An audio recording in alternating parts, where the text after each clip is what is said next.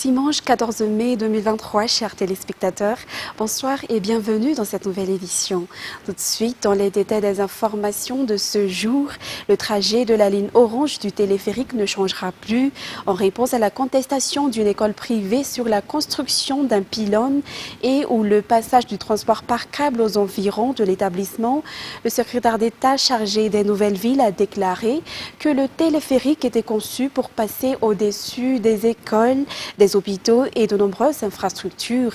Il ne cause pas de perturbations et n'est pas susceptible de tomber sur les bâtiments et les infrastructures. Le secrétaire d'État chargé des Nouvelles Villes et de l'Habitat visitera des écoles pour les informer et les rassurer davantage sur la mise en place du téléphérique. Les détails avec Cécile Sylvain. Le transport par câble est un nouveau mode de transport pour Antananarivo. En raison du manque de connaissances à son sujet, de nombreuses personnes s'inquiètent sur sa construction.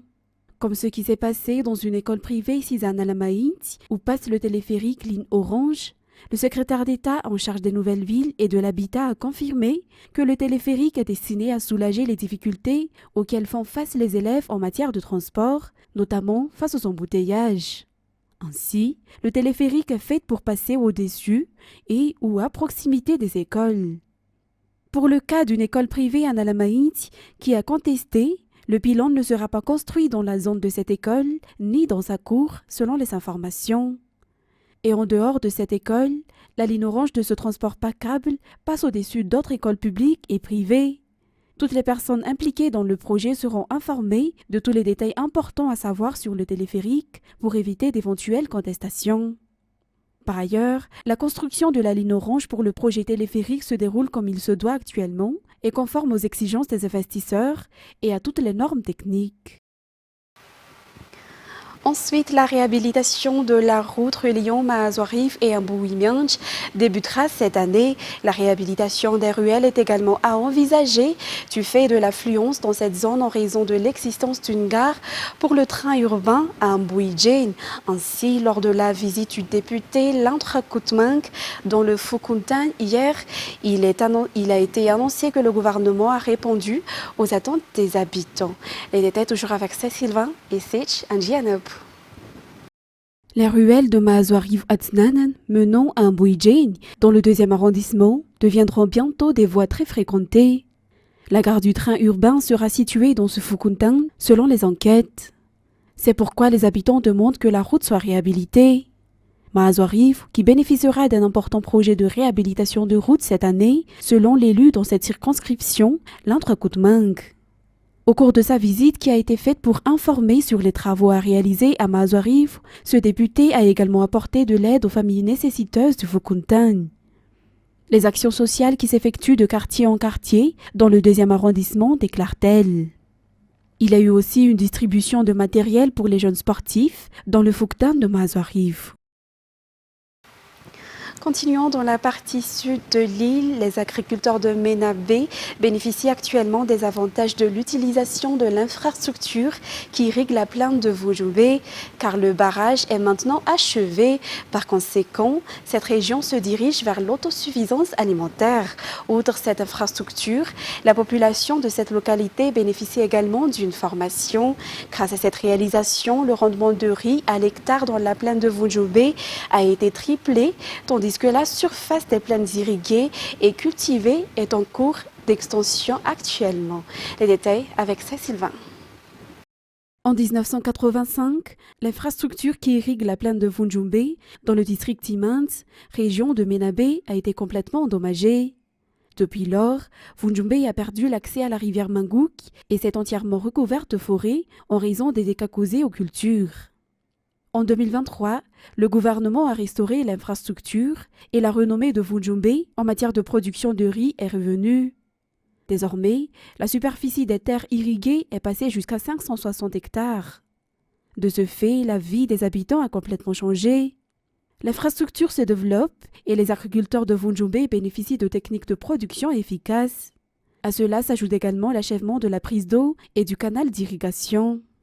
La production de riz à Vunjumbe a augmenté. S'il était de 2,5 tonnes par hectare auparavant, il est passé à 4 tonnes par hectare actuellement. Et les agriculteurs parviennent toujours à faire 2 récoltes par an. 310 ménages bénéficient de l'achèvement des infrastructures à Wonjumbe et il y aura 1500 autres bénéficiaires à travers l'expansion de la zone irriguée et cultivée qui est en cours actuellement selon les informations. L'autosuffisance alimentaire, le 9e pèlerin du président de la République, Anjradzuel, dans la région du Ménabé est certaine du fait de la réalisation de cette infrastructure. À part le riz, la culture de kabar, des haricots et d'arachides y est également florissante, selon toujours les informations.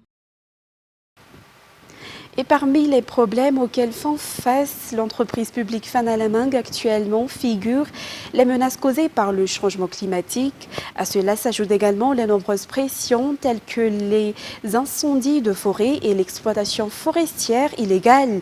Face à cela, cette entreprise envisage de produire et de planter des jeunes plantes sur 12 000 hectares en 2023 et la stratégie de protection des forêts sera renforcée. Fagisena Mireille et Yves Chanel. 200 000 hectares de terre constituent la zone forestière gérée par l'entreprise publique Fanalaming, située à Muraming. Fanalaming est l'une des grandes sociétés qui œuvrent pour le reboisement dans l'océan Indien. Cependant, cette dernière est actuellement confrontée à des difficultés dues aux effets négatifs du changement climatique. Auparavant, la société Fanalaming était connue pour sa plantation de pins et désormais, elle commencera à cultiver des arbres à croissance rapide pour pouvoir répondre aux besoins des marchés intérieurs et extérieurs.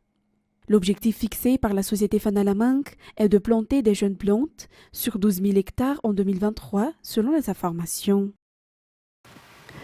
Le renforcement de la coopération et des échanges entre Madagascar et La Réunion concernant la formation des jeunes artisans et l'accompagnement des entreprises ainsi que des artisans sont primordiaux. À cet effet, une rencontre entre le président du Sénat, Herman Razaf Maïf, et le président de la Chambre de commerce et de l'artisanat, Bernard Picardo, accompagné du président de la coopération au sein de cette Chambre de commerce de La Réunion, Jean-Bernard Duguin, a eu lieu mercredi dernier. Dans cette optique, La Réunion dispose d'équipements adéquats et modernes pour la formation des entrepreneurs et artisans. Selon les explications, le marché de La Réunion est accessible aux opérateurs économiques malagasy. Par ailleurs, d'autres domaines de coopération ont également été abordés au cours de cette rencontre, notamment les domaines de l'agriculture et de l'élevage. Le président du Sénat a rappelé qu'il reste encore beaucoup à faire entre Madagascar et La Réunion, étant donné la proximité des deux îles. De plus, il est important de mettre en relation les industriels et artisans de ces deux îles. Plusieurs secteurs peuvent être exploités pour cela, notamment le secteur de la culture, de la jeunesse, de la francophonie, de l'artisanat et du tourisme. Il est également important d'établir une structure légale qui facilite l'implantation des entreprises et des investisseurs à Madagascar, a-t-il ajouté. Selon le bilan hebdomadaire publié par le ministère de la Santé publique aujourd'hui, 13 nouveaux cas ont été confirmés positifs au coronavirus durant la semaine du 6 au 12 mai 2023. Ces 13 cas ont été enregistrés dans 5 régions, notamment 7 à Nalaming, 3 nouveaux cas dans la région Vaknekarj et un cas respectivement dans les régions Amurun-Mani, Matiachambun et Diana. Aucun décès lié au Covid-19 n'a été recensé cette semaine, mais le nombre de cas actifs dans tout Madagascar est donc de 11 actuellement. Page culturelle pour continuer, Madagascar a remporté le Pola 2023 au prix Orange du livre en Afrique à travers le roman de Michel Rakoutsan intitulé Mbatmang, le silence et la douleur. Ce livre raconte une histoire d'amour entre une femme malagasse et un soldat français Mbatmang durant la période coloniale. Grâce à cette victoire de Michel Rakoutsan, la littérature malagasse va être connue mondialement. Outre la félicitation de ses pairs, elle a également reçu un message du gouvernement par le biais de la ministre de la Culture et de la Communication, la Latine Rakout Jazaf, pour l'obtention de ce prix. Passons désormais aux actualités internationales. Les électeurs turcs ont voté dimanche lors d'un double scrutin présidentiel et législatif. L'opposition incarnée par Kemal espère écarter Tayyip Erdogan à la tête de la Turquie depuis 20 ans. Reportage sous les images de France 24. Dès 8 h du matin, les Turcs sont déjà nombreux à faire la queue devant les bureaux de vote. Les 64 millions d'électeurs doivent élire leur nouveau président et renouveler le Parlement. Ce qui est important dans cette élection, c'est de ne pas diviser la Turquie. J'espère que cela continuera ainsi. Tout le monde essaie de gagner sa vie. Nous voulons la démocratie. Nous voulons un pays intégré dans le monde. Voilà ce que nous voulons. Les deux principaux candidats, le président sortant Recep Tayyip Erdogan et le chef de l'opposition Kemal Kılıçdaroğlu, sont au coude à coude dans les sondages. Tous deux se sont exprimés après avoir voté. La démocratie nous a manqué à tous. Il nous a manqué d'être tous ensemble, de nous embrasser. Vous verrez, le printemps va revenir dans ce pays, si Dieu le veut, et il durera pour toujours.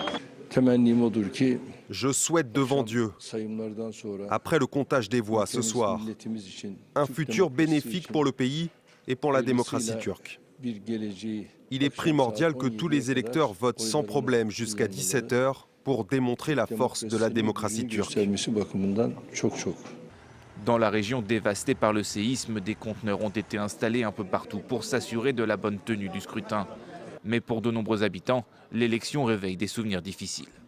C'est très douloureux d'être de retour ici pour voter et de me souvenir de tout ce que nous avons perdu. Je revis tout ça aujourd'hui.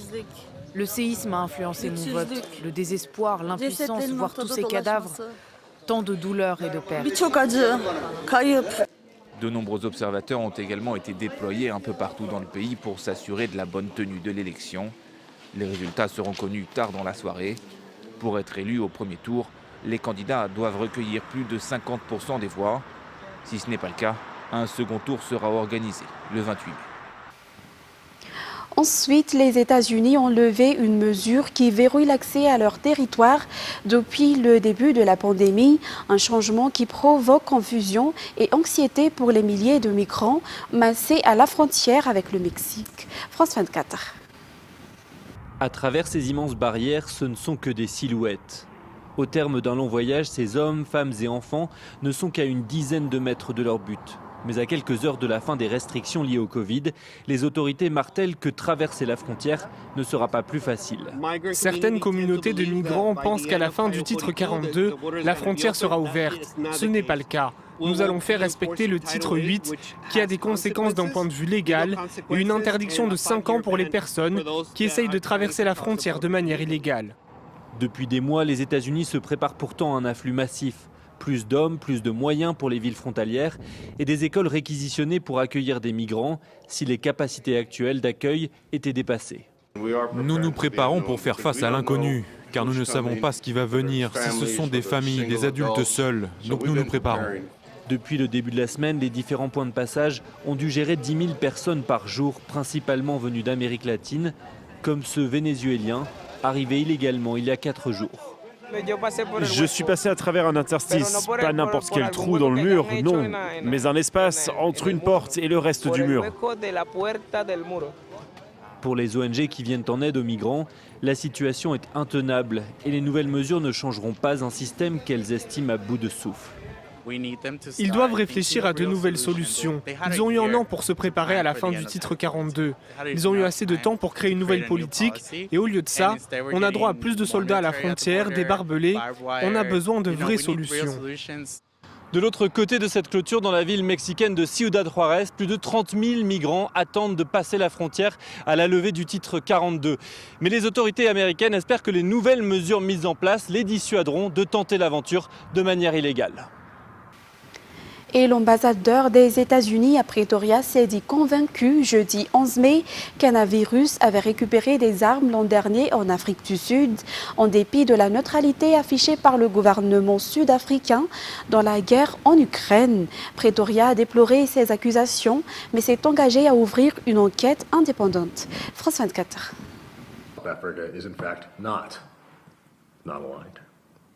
La bombe est lâchée. L'ambassadeur américain s'est même dit prêt à parier sur sa vie. Selon lui, l'Afrique du Sud a fourni un soutien militaire à la Russie dans la guerre en Ukraine. Au même moment, le président Ramaphosa est en pleine séance au Parlement. Il a été sommé de s'expliquer. Monsieur le Président, pouvez-vous nous confirmer si des armes de guerre ont été chargées à bord d'un navire russe avant qu'il ne quitte le Cap ? Vous êtes si désireux de savoir exactement ce qui s'est passé. La question est examinée et en temps voulu, nous serons en mesure d'en parler. Les faits remontent à décembre 2022. Des armes et des munitions auraient été chargées à bord de ce cargo russe, amarré près du Cap. Puis le navire, le Lady Air, aurait ensuite quitté l'Afrique du Sud pour la Russie. Des manœuvres qui vont à l'encontre du statut neutre de Pretoria. En février 2022, le pays avait refusé de condamner l'invasion de l'Ukraine. Nous avons été très clairs et n'avons pas mâché nos mots à propos de tout pays qui prendrait des mesures pour soutenir la guerre illégale et brutale de la Russie en Ukraine. Dans la soirée, Pretoria a déploré le manque de preuves, s'est dit déçu de l'attitude publique de l'ambassadeur américain, mais s'est engagé à ouvrir une enquête indépendante. Chers téléspectateurs, voilà que prend fin cette édition. Nous vous remercions de l'avoir suivi jusqu'à son terme. Excellente soirée en notre compagnie. Au revoir.